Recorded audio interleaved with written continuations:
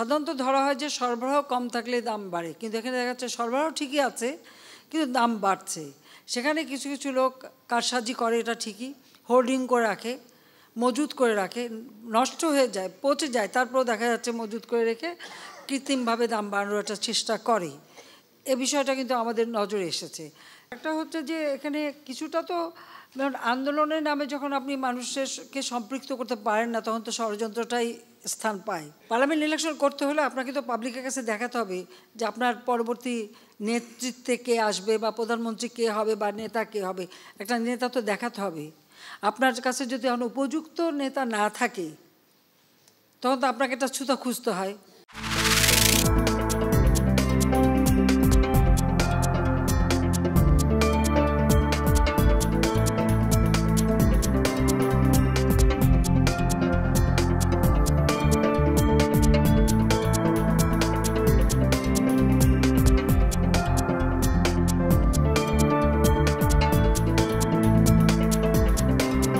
একাত্তর সালে পাকিস্তানি হানাদার বাহিনী যেভাবে গণহত্যা চালিয়েছে, ৭৫-এর পরেও ওইভাবে আমাদের আওয়ামী লীগ নেতাকর্মীরা তারা অত্যাচার এবং কারাবরণের শিকার হয়েছে।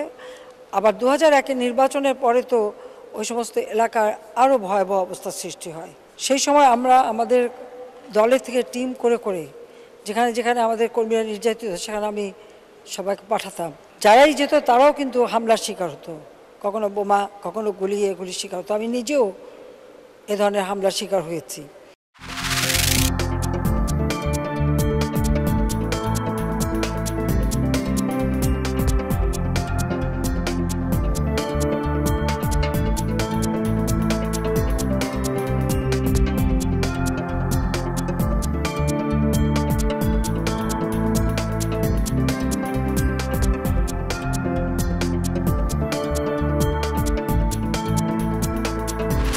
গণমাধ্যমের স্বাধীনতাকে যেমন নিশ্চিত করতে চান, তেমন গণমাধ্যমের কর্মকাণ্ডকে অ্যাকাউন্টেবলও করতে চান, এবং সেটা করতে চান to protect the professional journalism, right?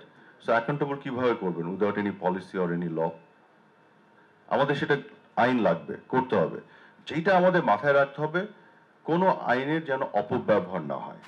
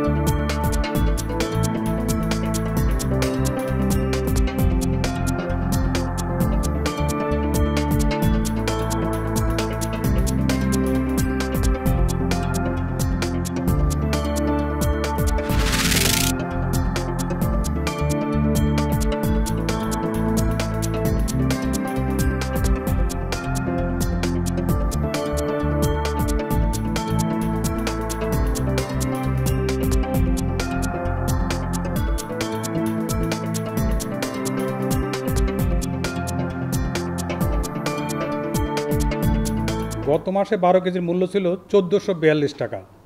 এই মাসে সেটা হয়েছে 1393 টাকা এবং 49 টাকা কমেছে। এই যে কমা এর কারণ হলো সৌদি কন্ট্রাক্ট প্রাইস গত মাসে ছিল 618 টাকা 618.25 ডলার, যেটা এই মাসে হয়েছে 583.25 ডলার, অর্থাৎ $35 কমেছে।